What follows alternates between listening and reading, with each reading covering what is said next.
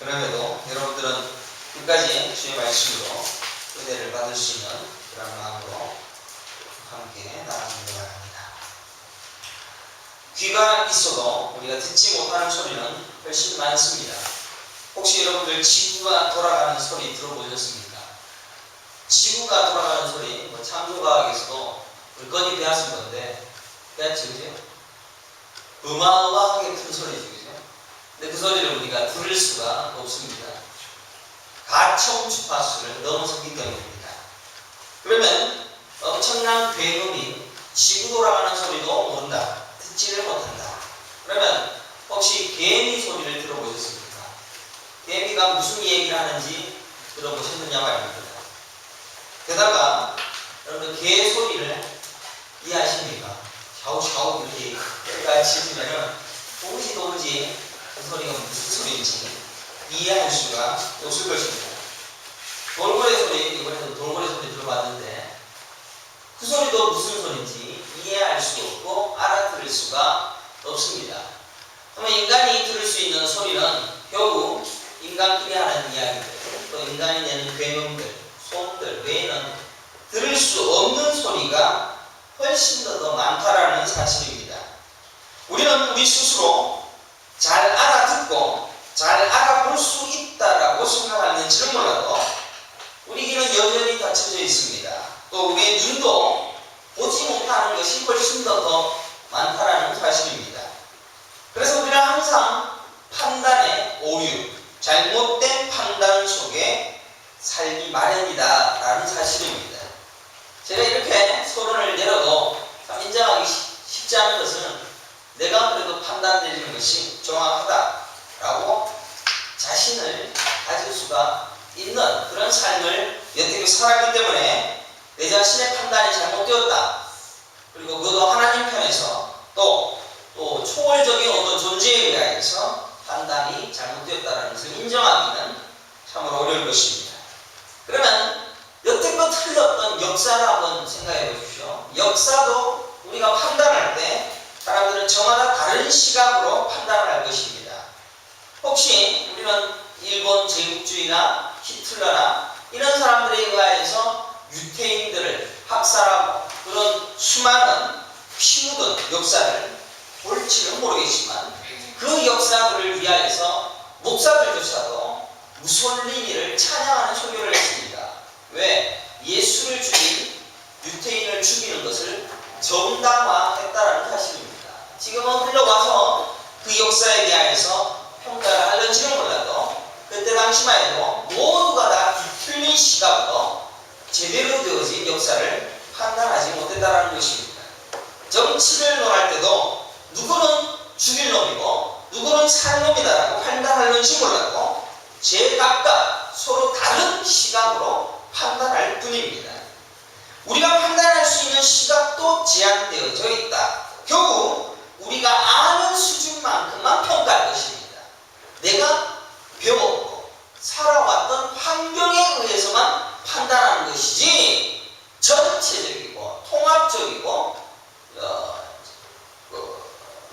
그것을 가지고 통찰력을 가지고 판단할 수 있는 능력을 우리가 가지지 못했다라는 전제를 여러분에게 드립니다. 듣는 것도 제대로 못 듣고 보지도 못할 뿐더러 우리의 판단 또한 제각각 뿐입니다. 그럼에도 우리는 여전히 판단하기를 스스럼없이 하고 있습니다.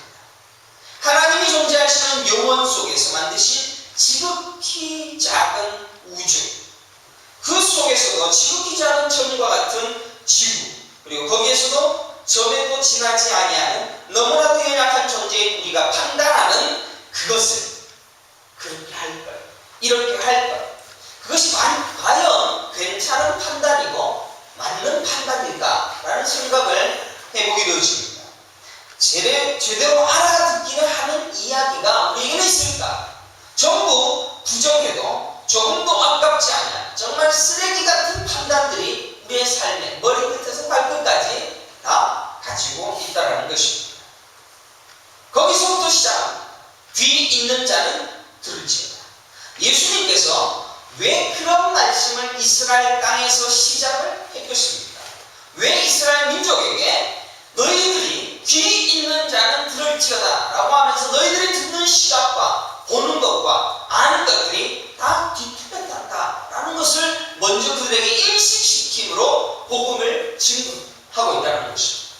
네 마음대로 판단하고 네 마음대로 생각하고 전혀 이해하고 알아들 수 없는 이야기들을 내가 지금 할 거니까, 그것도 가청 주파수의 극히 일부분인 소리만 듣고 이해할 수 있는 너희의 한계를 알면서도 천국을 내가 가르칠 것이니까, 그리고 영원 속에서 존재하셨던 예수님께서 전보다도 훨씬 더 작은 전과 같은 인류의 역사 속에 내려오셔서 이해할 수 없는, 귀에 들릴 수 없는 그 이야기를 내가 지금 할 것이니까 귀 있는 자는 들을지어다 라고 하시면서 주의 말씀을 풀어갔다는 것입니다.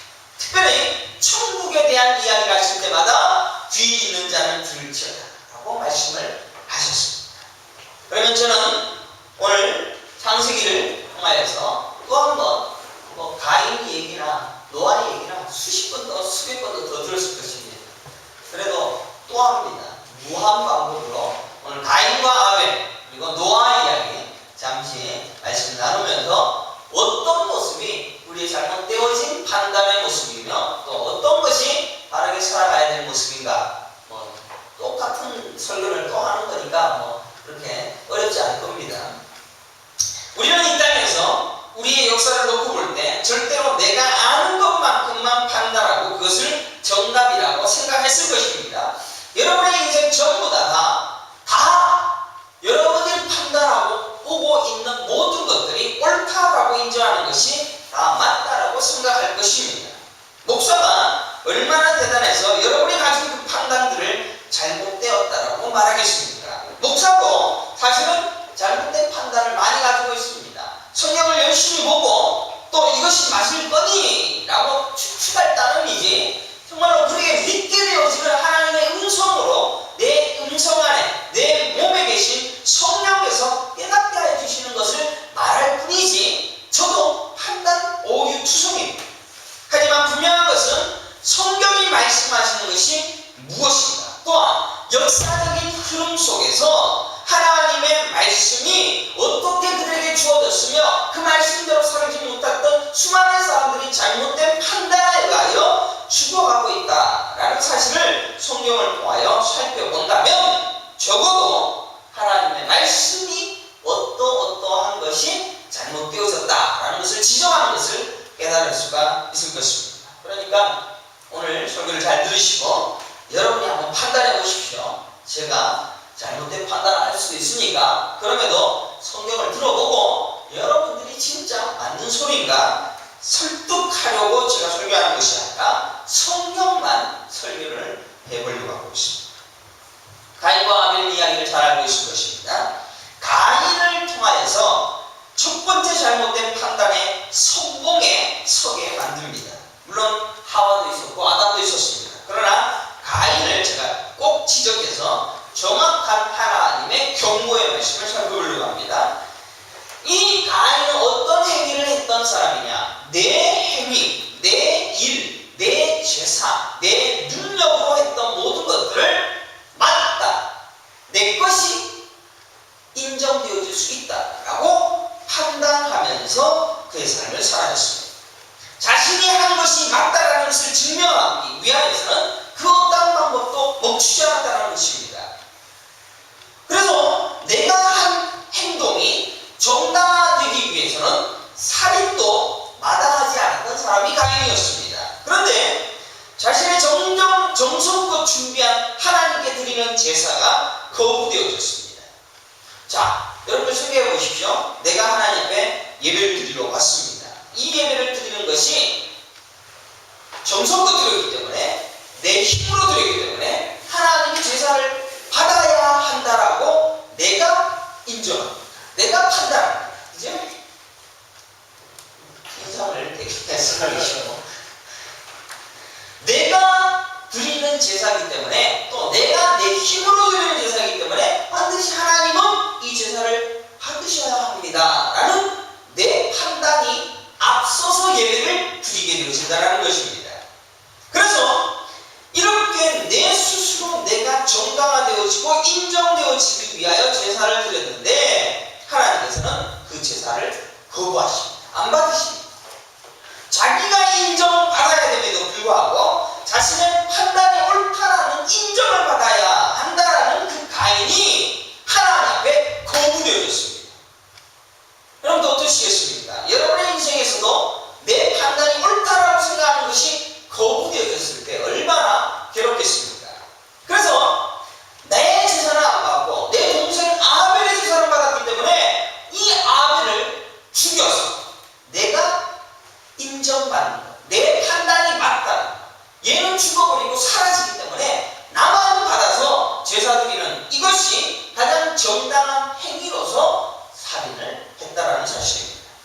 만약 하나님이 가인보다도 약한 존재였다면 내 제사를 왜 당신이 받지 않아요? 라고 하나님을 죽였을 것입니다. 그러나 하나님을 죽일 수는 없으니까 하나님은 못 죽이고 잘못된 판단을 했다라는 명목하에 아벨을 죽이기에 이르렀다는 것입니다.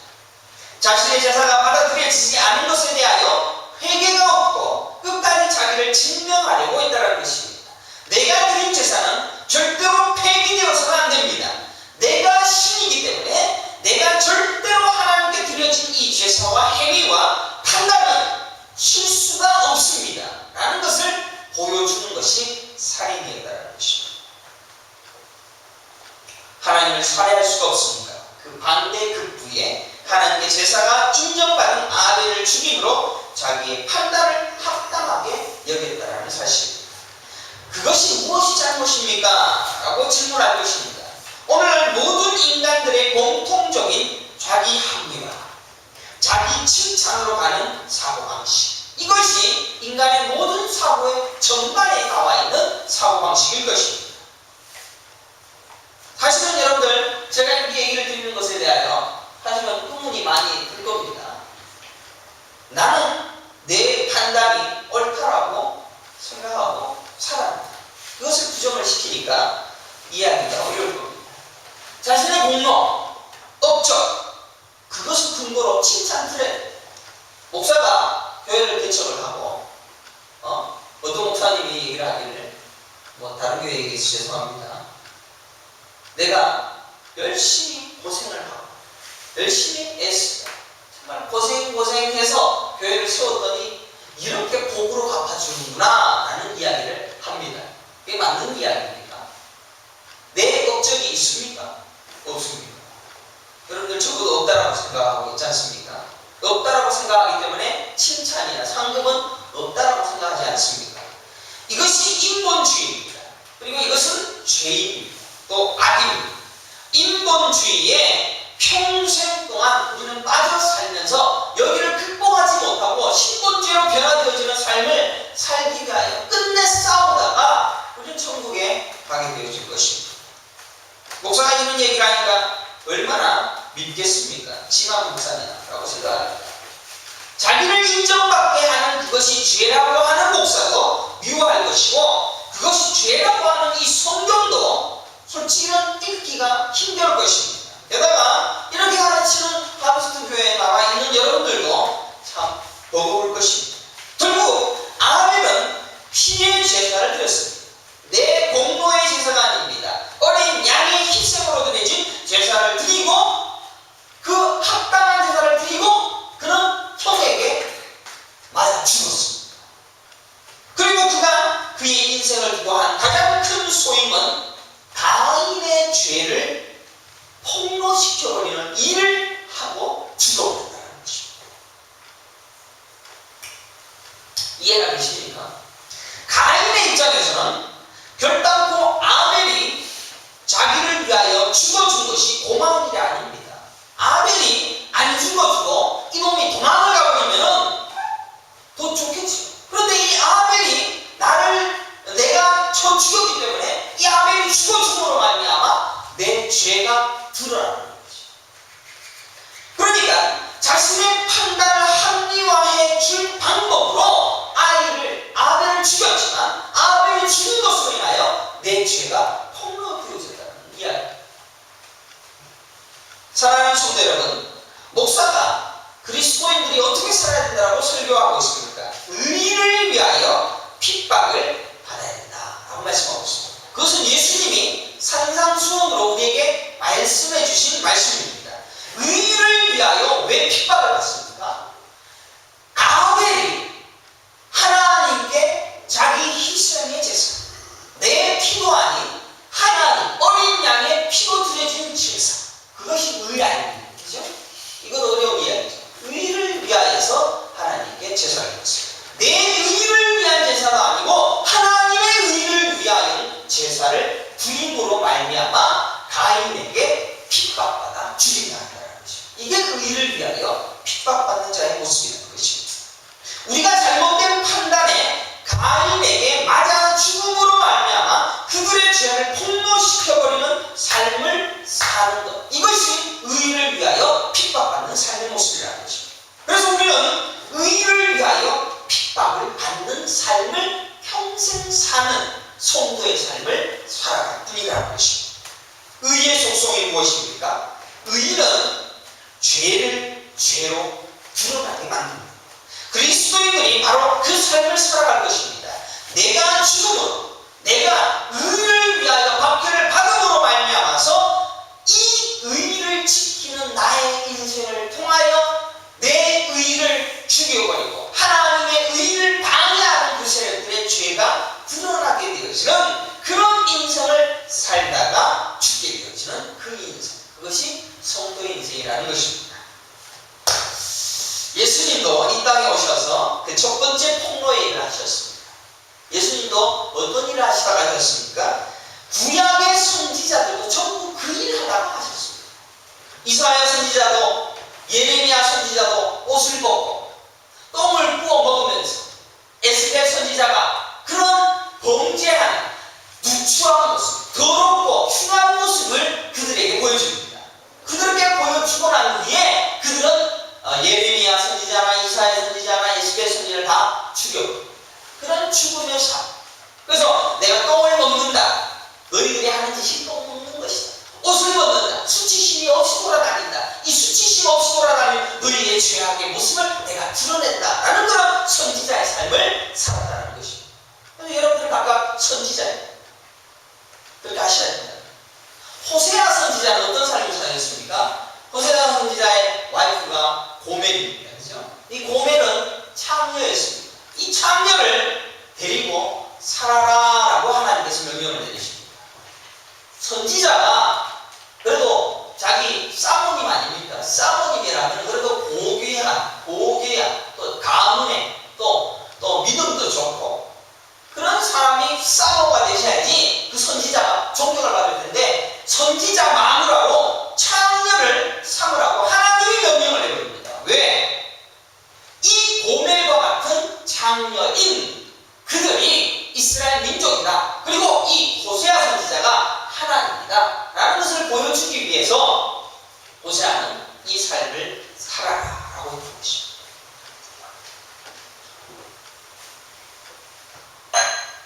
그러니까 성경에 남아있는 모든 선지자, 예수, 그리고 아벨, 노아, 모든 이 사람들은 전부 다른 사람들의 죄악을 드러내고 니들이 이런 놈들이야, 이런 죄악을 가졌다라는 것을 드러내는 삶으로 그의 인생을 마치고 그의 삶을 살아내었다라는 사실입니다. 그리스도인의 삶이 평안하고 내가 하고 싶은 것을 다 하고 내가 하는 것마다 힘을 불어넣어주는 그런 종교가 아니다라고 하면 이미 여러분 잘 아실 것입니다. 기독교는 여러분들의 삶이 세상에 들어가는 그 즉시 세상들은 여러분을 돌로 치려고 할 것입니다. 뭘로 돌로 치려고 합니까? 여러분들 잘 나가는 모습, 여러분들 행복한 모습, 기쁜 모습, 그런 모습으로 사람들을 돌치겠습니까? 여러분들이 나갈 때 니들의 인생은 그런 더러운 죄덩어리야 라는 것을 밝혀주는 선지자의 삶. 이게 여러분의 인생의 삶이라는 것입니다. 우리가 만약 하나님의 백성이고 천국 갈 백성이라면 그의 나라가 하는 겁니다. 사람들에게 존경받고 사람들에게 사랑받고 사람들에게 인정받는 것이 그것이 아니다.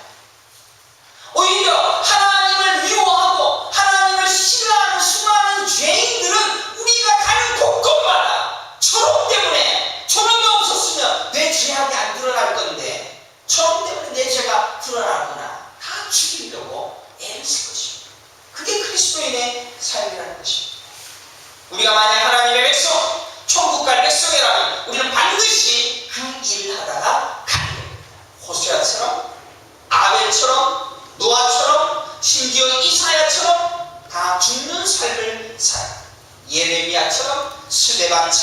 바울처럼 그렇게 날마다 죽는 삶을 살아감으로 죄를 폭로시키는 하나님의 일을 하는 선한 일을 하는 선한 착한 행실을 하는 칼로스, 그것을 하는 인생으로 점철되어지는 것이 우리의 인생입니다. 여러분들 십자가에 매달린 강도짓을 평생 한 것이 하나님이 보시기에는 착한 행실이라는 사실을 여러분들 설교했지 않습니까? 왜 착한 행실입니까? 평생 강도짓을 해서 십자가에 올라갈 만큼 충실하게 강도짓을 했기 때문에 예수님이 베풀어 주신 구원을 누리는 것을 보고 이야, 구원은 저런 것이구나 라는 것을 깨닫게 되어지는 그러한 일을 충실하게 해냈기 때문에 그 강도는 선한 행위, 선한 행실, 착한 행실, 선지자의 삶 산 것이죠.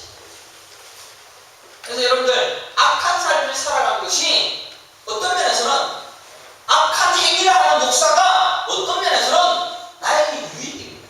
또한 그 삶이 그것을 통하여서 하나님의 영광을 드러내는 삶, 영광을 드러내는 것이 여러분들 어디 그 신인 후보상이라든지 이런 걸 보면은 내가 모든 영광 하나님께 돌리고 내가 이렇게 되어진 것은 모두 하나님의 영광입니다. 이게 하나님의 영광이 아닙니다.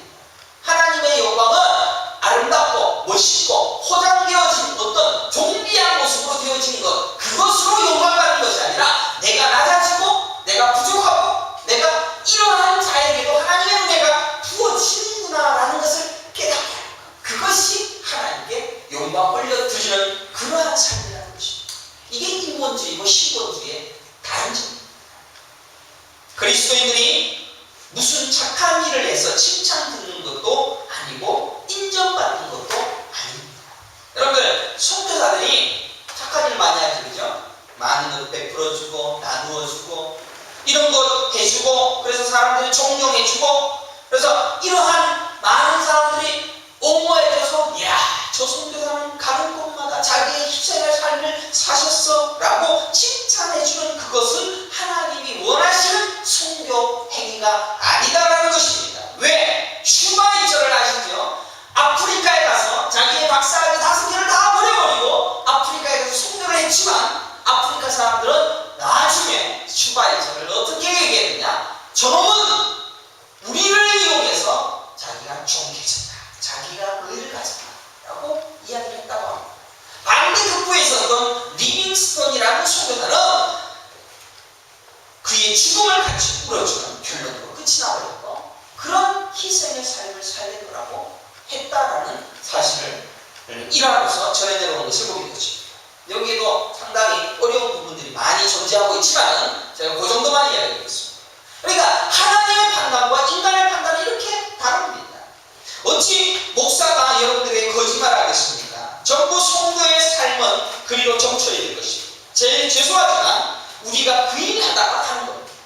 그래서 여러분들 터키의 선교사가 아직도 목이 잘리고 팔이 잘리고 죽인다. 지금 2012년 또한 폭탄 테러로 예수 믿는 사람이 선교에 가다가 한꺼번에 죽인다. 왜?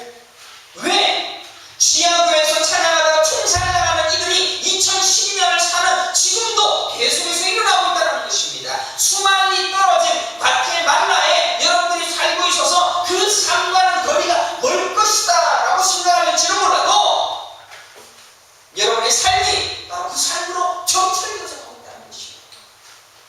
목사교회가, 우리 아스토교회가 열심히 복음 증거하고 열심히 하나님의 일을 위하여 산다, 하나님 앞에 정성껏 산다, 성경을 그대로 한다, 개혁주의고 진짜 좋은 최고의 성경을 가르친다, 교회가 부흥하지 않습니다.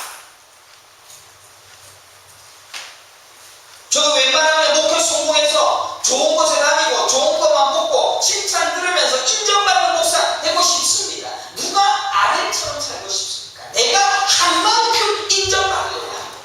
내가 전도지 돌릴 만큼 사람들이 오기를 바랍니다. 내가 책을 낸 것만큼 사람들이 읽어주고 감동받았습니다. 목사님 그 소리 듣고 싶어. 그게 나의 꼴이죠. 그러나 나의 인생의 유일한 목적은 아벨처럼 사는 겁니다. 하나님을 드러내는 겁니다. 하나님의 의는 이것이다 라는 것을 드러내는 겁니다. 악인처럼 살다가 혹여나 내 자신을 판단하는 자가 있을라 치면 죽여서 내 판단이 인정받기를 원하는 것이 우리의 본성인 것입니다. 어디 가면 나를 판단해. 내가 이야기하는 것들을 어디에 성질을 내면서 끝까지 나는 화를 내고 애써서 내 맞는 것을 인정받기를 원하는 본성을 저도 가지고 있습니다. 내 목회 방식이 바른 것이고 내 업적과 내 열심히 인정받기까지 달려가는 그런 본성으로 저는 살아갈 뿐입니다. 사랑하는 성도 여러분, 결국 인간들이 내어놓은 자기 합리화, 이것은 거룩한 백성으로 사는 인 하나님의 백성들의 순교를 통하여서 죄가 폭로되어지고 이 모든 것이 역사로 우리에게 주어지고 있습니다. 그래서 여러분들, 역사라는 것이 지금 미국이 제일 강대국이 되어졌고 지금은 미국이 넘어져가고 중국이 커져간다라는 이런 경제적 논리에서 역사를 보게 되었을 것입니다. 그러나 이 역사 속에서 무엇을 보셔야 되느냐? 하나님이 어떻게 주러하고 있는가? 하나님께서 자기 백성을 어떻게 구원하고 있는가? 하나님을 미워하는 죄악된 백성들이 어떻게 철저하게 패배하고 있는가라는 히스토리, 그의 이야기, 그 역사를 바라볼 수 있는 시각으로 일단 판단해야 된다는 것입니다. 결국 아벨과 가인의 이야기는 아벨이라는 하나님의 백성, 또 예수님으로 대표되어지는 천국 백성의 삶이 어떤 것인가라는 것을 보여줄 뿐이다. 오늘 본문 한번 봅시다. 오늘 창세기 6장 4절 보게 되시면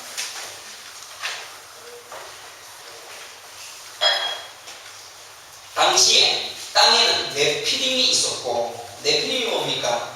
짱구지, 그죠? 그 밑에 보면 그 후에도 하나님의 아들이 사람의 딸들이 들어와 자식을 낳았으니 그들은 용사라고 얘기했고 고대의 명성이 있는 사람이라고 얘기합니다. 자, 고대의 명성이 있는 사람, 용사 네피림.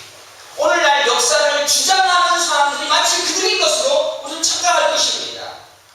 대통령이 또 정치가가 훌륭한 군인이 이 역사를 움직이는 것처럼 착각하고 있는지, 히틀러, 무솔리니 이런 사람들이 역사를 운행하는 것처럼 보이는지는 모릅니다.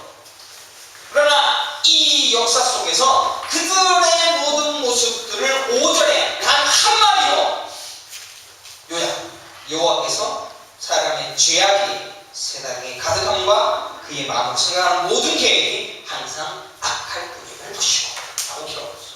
여러분들, 얼마나 우리는 착각을 하고 성경이 이렇게 반대로 이야기하는지 알면 알수록 답답하기 그지없습니다. 제가 여러분들에게 복을 구해줄 수 있는 방법이 없습니다. 찾을 수가 없습니다. 아벨의 라인에 노아가 등장하죠. 이 노아는 은혜를 입은 자라고 8절에 기록합니다. 8절에 그러나 노아는 여호와께 은혜를, 노아도 똑같은 놈일 것입니다. 그러나 노아만 은혜를 입었습니다. 은혜 입은 자로서의 삶을 살게 되었다는 것이죠.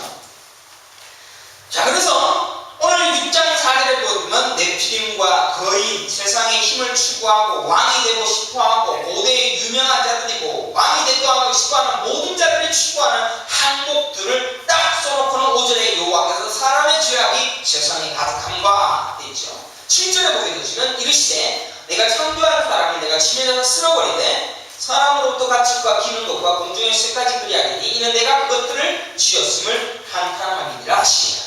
왜 한탄하시겠습니까? 자기가 영광받아야 되는데, 하나님이 영광받아야 되는데 자기의 용사됨을 사람들에게 인정받기를 원하는 수많은 사람들에 의하여 하나님의 영광이 깎이기 시작했습니다. 그래서 하나님은 질투하는 하나님이시기 때문에 자기의 그 어떠한 영광에 조금이라도 흠을 내는 모든 것들을 쓸어버리시는 것이 하나님이시다는 것입니다. 우리가 믿는 하나님이 이런 분이십니다. 그런데 이런 노아 반대급부인 노아는 은혜를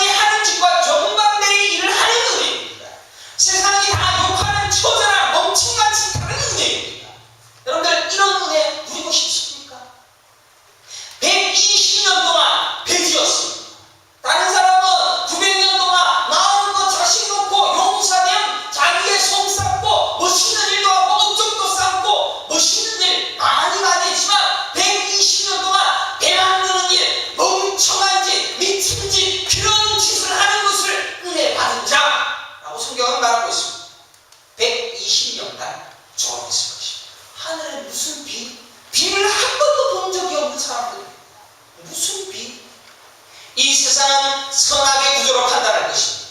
우둔한 것과 같은 무식한 자의 모습으로 노아가 배를 짓고 그리고 온갖 조롱과 저주로 일삼은 120년이 지난 뒤에 노아의 방주로 물이 닫혀버리고 다 죽어버렸다는 것입니다. 노아 8식구만 살고. 이게 성경입니다. 모든 것을 다 갖추었습니다. 세상의 힘을, 누림을, 평안을 가진 모든 자들은 내가 앞에서 아우성을 칩니다. 눈 좀 열어주세요. 우둔하고 멍청하고 힘없고 저주스러운 일이 됐던 그 노아만 구원을 가졌다는 것입니다. 노아 시대 때 인구가 몇 명인 것 같습니까? 제가 틀릴까봐 통계하는 물어봤습니다. 평균 한 900살 정도 살았대요. 한 1000살 정도 살았죠. 969세 산 사람이 있으니까 1000살 정도 살았고 건강도 좋았고 뭡니까?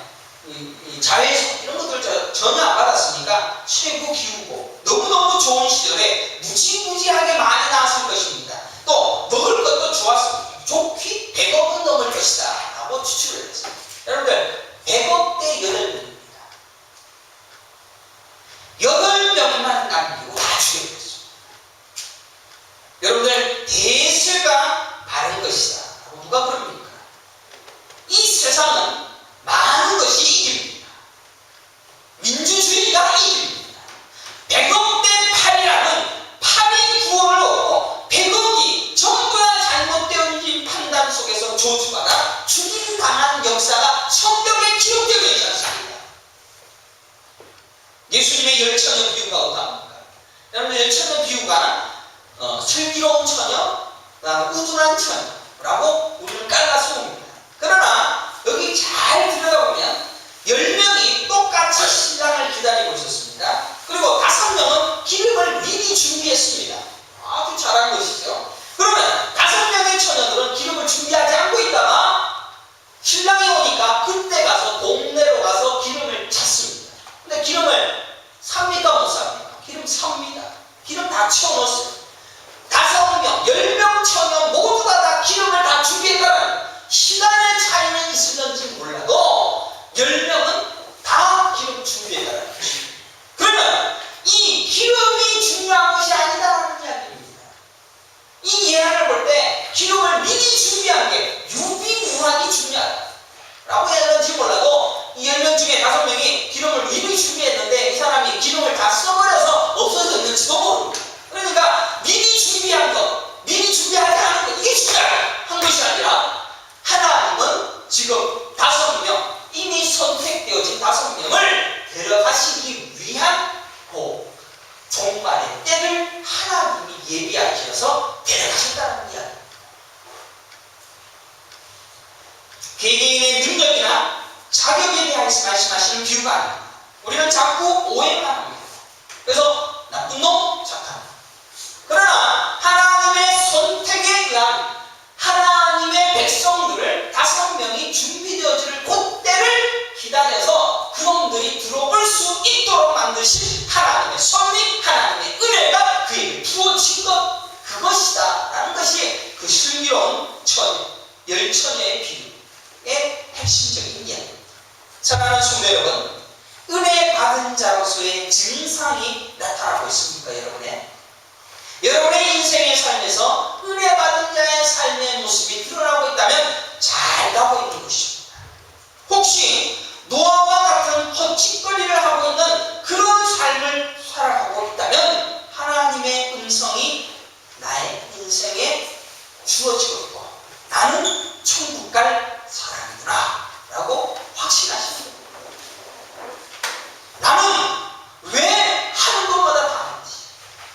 이런 얘기해서 죄송하지만 우리 교회 장로 임직할 때 참 속상한 일이 많았지 않습니까? 괴로운 일이 많았지 않습니까? 나는 뭘 할 때마다 안 돼. 그게 증상.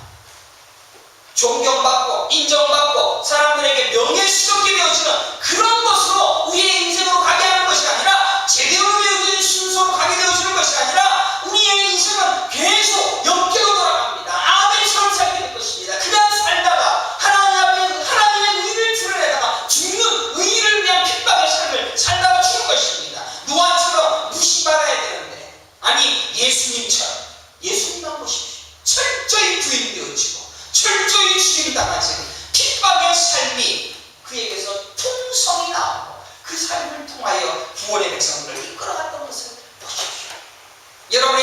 속에 예수의 삶이 나타나지 아니한다면 그는 신가.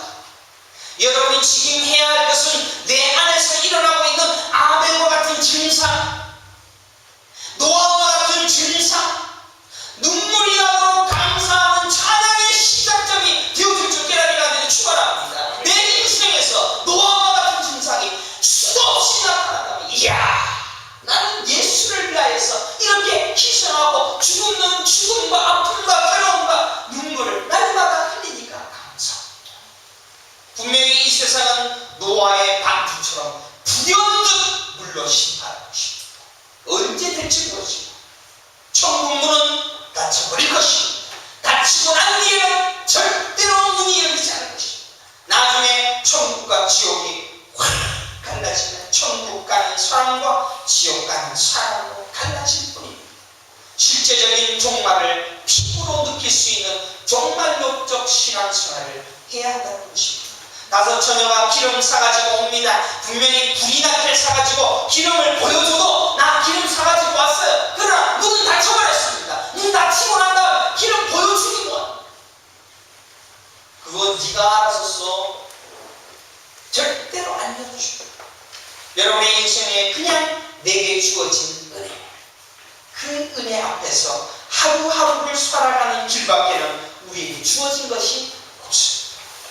역사를 여러분 중심으로 생각하는 것이 아니라 하나님을 중심에서 역사를 볼 수 있는 눈을 가지시기를 간절히 축원합니다. 그래야 은혜의 선택을 깨달을 수가 있습니다. 그래서 100명 중에서 8명을 선택해서 구원하시는 그 하나님의 방법을 봐야 됩니다. 그래서 120년간 방주를 만드는 세상이 이해할 수 없는 그 일을 하게 하십니다. 교회도 조그마하고 저런 목회를 못하는 저런 목사와 더불어서 교회 섬기고 말씀 배우고 목사가 저렇게 욕하고 너희들의 인생은 망할 거야, 힘들 거야 라는 그런 이야기를 듣는 이런 교회에 와서 참 멍청한 짓 하지.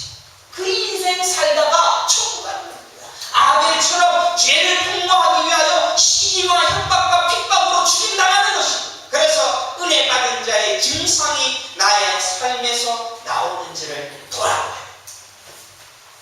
여전히 내 힘을 추구합니까? 나의 능력을 인정받기를 원합니까? 나의 권세와 나의 강함을 증명하기 위하여 나를 중심에서 살아가는 인본주의의 삶을 끝까지 견지하실 것입니까?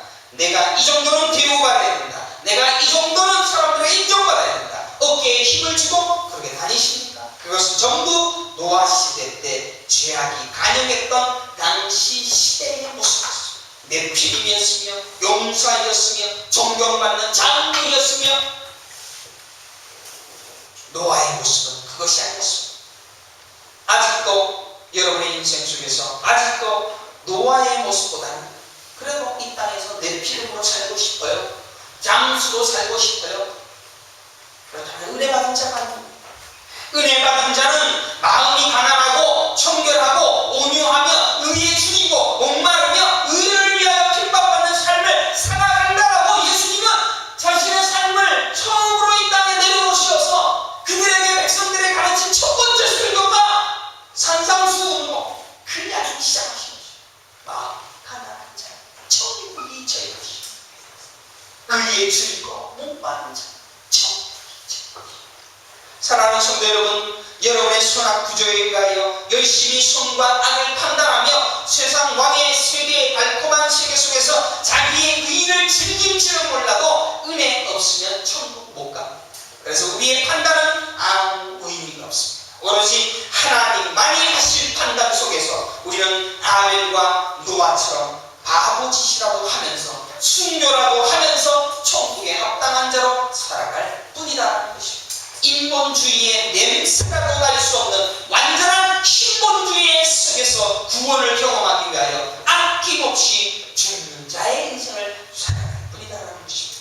선악구조로 판단하고 분류하는 것이 아니라 내 말을 듣고 천국을 소유한 자가 되라 라고 예수님은 말씀하십니다. 그래서 귀 있는 자는 들을지어다. 이거 깨닫고 이거 알아먹는 자만 천국 알아가신다. 역사 속에서 그것을 볼 때 우리는 은혜 받았다라고 하는 것이죠.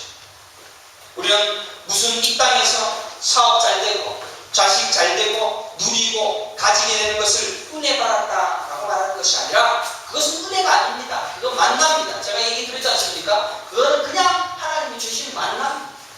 돈을 100억을 주고 20억을 주고 1000억을 주고 그냥 은혜지. 그냥 은혜가 아니라 하나님이 주시는 만나지. 매일 먹고 그냥 사는 만나지. 은혜 아닙니다. 목사가 지금 설교하는 귀 있는 자는 들을 지어다. 첫 번째 말씀으로 제가 여러 번의 설교를 하지만 사실 이해하기 어려울 것입니다. 여기 계신 분들은 다 이해하시는 것 같아서 감사합니다. 귀 있는 자는 들을 지어다. 천국은 감춰진 보물이라고 했습니다. 천국은 감춰진 비밀이라고 했습니다. 감춰진 보물이 밭이 있었는데 보물을 발견한 농부는 그 밭을 사기 위해서 집도 팔고 땅도 팔고 전부 다 팔아서 그 밭을 사고 그리고 그것을 안 팔아.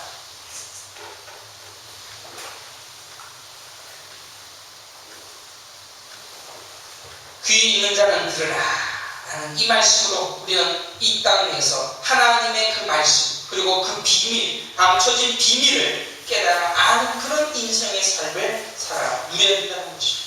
물론 사업 잘 되어지는 것, 누리고 가지는 것은 은혜가 아니다라고 말하는 것이 아닙니다. 그것도 은혜일 수가 있습니다. 그것은 아주 부스러기. 그것도 은혜입니다. 돈이 많으면 불편함이 없을 뿐입니다. 돈이 없으면 조금 불편할 뿐입니다. 똑같습니다.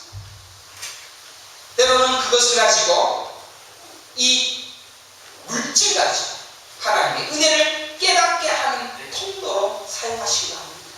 때로는 사업이 왕창 잘 되어서 하나님 이렇게도 역사하시는구나 라는 깨닫는 통로로도 사용하십니다. 내 자식이 저렇게 무식한데 저런 좋은 대학에 가 라는 그런 통로로도 쓰실 것입니다. 다 망해야지만이 깨닫는 것도 아닙니다. 하나님의 은혜의 방식은 다 다릅니다. 사람. 그러나 대부분 목사도 마찬가지겠지만 목사가 목회가 잘 되어지고 제가 설교할 때마다 전부 회개하고 뒤집어지고 교회가 커지고 건축해서 멋있게 만들어지면 저도 저 자신이 장담 못합니다. 그래서 장담 못한다라는 제 입의 말을 하나님은 기억하시기 때문에 그 정도로 만족해라 라고 하시면서 저의 삶을 유지하게 거룩한 삶을 유지하게 만들어 가십니다. 저는 이렇게 조금만 목회해도 잘 먹고 잘 삽니다. 존 오웬이라는 목사, 여러분 혹시 아십니까? 정말로 복음주의적이고 가장 책도 많이 내시고 정말로 존경받는 목사. 그 목사님 평생 몇 명 목회했느냐? 50년 목회했어요. 그렇다고 저도 50년만 할 거냐? 그런 아이가 걱정할 것 같아요. 숫자가 중요한 게 아니다라는 이야기죠. 그거 준비되어지면 그렇게 하실 것입니다. 제 힘을 의지하여 교만의 극치로 달리는 그것 하나님이 아시니까 그래서 하나님께서 장치로 준비했을 것입니다. 만약 목사가 참으로 하나님 앞에 바르게 살고 의지하여 하나님 앞에 산다면 하나님께서는 뭐든지 다 형통하게 했을 것입니다. 그래서 제 딸도 평생 잘 건강하게 잘 컸을 것입니다. 항도 잘 만들어줘서 제가 솔직히는 이번에 같이 놀다 보니까는 무지하게 건강하더라고요. 오빠보다 더 열심히 잘 놀아요. 제가 왜 탔지 않습니까? 한국 없는 거 외에는 다 정상. 괜찮아. 목사가 어떻게 저렇게 더럽게 살았길래 어떻게 저렇게 딸이 저런 희한한 딸이 태어났을까? 라고 생각하는지는 몰라도 저는 은혜의 증상이 내 삶에 항상 가까이 있음을 느낍니다. 특별히 저는 기저귀를 별로 안 갈지만 저희 아내는 매일매일 기저귀를 가요. 매일매일 장물을 갑니다. 그것 보면서 저 아내는 무슨 죄가 많아서 그런 것이 아니라 저 아내에게 은혜의 증상을 너는 이거 아니면 구원 못 받을 것이니까 이거 계속 봐 라고 하시면서도 모릅니다. 감사하십시오. 물론 그것만이 은혜의 증상이냐? 아닙니다. 은혜의 증상은 우리의 성공이나 삶에서의 힘을 가지게 하는 모든 것으로 다 보여줄 수 있을 것입니다. 이삭에게도 100배의 농사를 하게 하는 100배의 농사를 성공을 주기도 하고 이삭에게도 야곱에게도 보석 수준과 같은 일도 성경에 기록하고 있습니다. 은혜를 은혜로 깨달을 수가 있다면 가능한 인간입니다. 내게 주어진 모든 것이 다 그냥 은혜입니다. 내 것 아닙니다. 내 힘 아닙니다. 내 권세 아닙니다. 전부 다 하나님이 주신, 거저 주신. 줬다 뺐다. 이번에 가니까는 풍선을 갖다가 이야기해요. 그거 아무것도 만들어주고 뭐도 만들어주고. 근데 그거 놔두고 가자. 그거 다 내 재산처럼. 다른 애들은 한두 개 가고 얘는 한 5개, 6개를 딱 집에다 모아놓는 거예요. 그 인형, 예쁜 인형. 그러나 그거 다 놓고 가요. 그냥 은혜. 내 힘이 아니고 내 능력이 아니고 나를 증명해 줄 만한 것도 아닌 그저 은혜라는 것을 아는 그런 인생. 그래서 아낌없이 줄 줄 알고 아낌없이 베풀 줄 알고 없다고 내 못하는 것도 아니고 없어도 베풀 줄 아는 하나님의 은혜를 누리는 자의 삶을 살아가는 그런 인생. 그것이 은혜를 아는 자의 증상이라는 사실을 믿기를 하는 축원합니다. 가시적 세상 속에서 영의 눈으로 믿음으로 바라보는 것을 선도합니다. 우리는 이 땅에 보여지는 세상 속에서 절대로 하나님의 역사를 볼 수가 없습니다. 결국 노아처럼 사는 것입니다. 성경은 무서운 것을 보여주는 신호입니다. 무서운 소리로 여러분의 귀에게 들려줍니다. 우리에게 평안이나 주고 네가 그렇게 좋아하는 행복, 그렇게 좋아하는 삶의 기쁨, 평안 이런 것들, 그런 것으로 산다라고 속이지 않습니다. 구원을 위하여서는 어떠한 삶도, 죽는 삶도, 그냥 거기에서 객사의 삶도 그의 영광을 위하여 살게 만들 것이다라는 귀 있는 자만 들려지게 하는 그 일을 이루어 갈 뿐이다라는 것입니다. 그리고 그 삶을 충실하게 보여주신 예수님을 우리는 보아요. 그래서 작년에 우리는 작은 예수로 살기, 작은 예수가 되는 것입니다. 예수님이 무슨 인정받았습니까? 무슨 존경받았습니까? 예수님이 무슨 호사를 누렸습니까? 머리 들 것 없으신 분이었습니다. 그래서 예수님은 자기를 부인하고 십자가를 지고 나를 쫓아라 라고 제자들에게 요청을 하셨습니다. 너 다 부인하고 다 버리고 자기 십자가를 지고 나를 쫓아. 그래야지 내 제사를 할 수 있습니다. 바울은 뭐라 그랬습니까? 나는 날마다 죽노라 라고. 너희가 환난을 당하나 마침내 세상을 내가 이겼어. 걱정하지 마라 라고 예수님과 말씀하셨습니다. 환난은 단련한 우리의 은혜의 증상이며 천국 백성의 증상.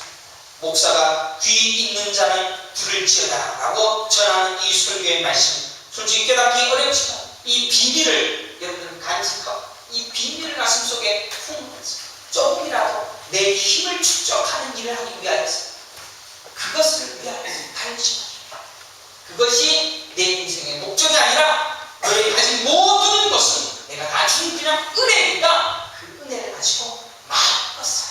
목사가 설교를 열심히 증가할 수 있는 힘이 있다면 그것은 열심히 전도하고 복음 증가하는 것이고, 여러분들이 돈이 있다면 복음을 위해서 열심히 써가는 것이고, 여러분이 남은 힘이 있다면 열심히, 여러분들이 가진 재능이 있다면 밥을 잘하는 능력이 있다면 여러분이 가진 모든 능력을 가지고 이거 다 은혜로 주셨습니다. 거저 주었습니다. 거저 주는 그런 인생을 살아 누릴 수 있는 은혜의 성도들이 되시길 간절히 축원합니다. 함께 기도하겠습니다.